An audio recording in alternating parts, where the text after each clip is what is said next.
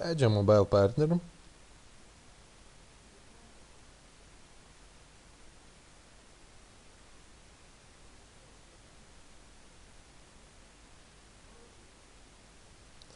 Taigi, norėdami nustatyti, kad modemas jungtųsi tik prie 3G ryšio, spaudžiame Tools, Options,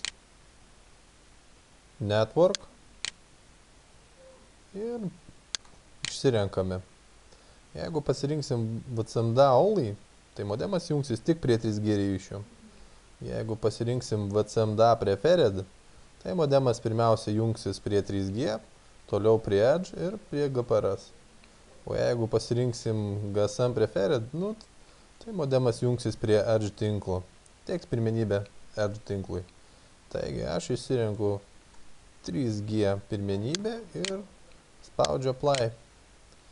Viskas, dabar modemas automatiškai jungsis tokia seka 3G tinklas, Edge ir GPRS.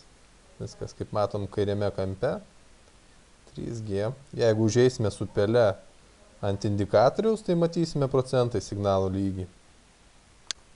Tiek.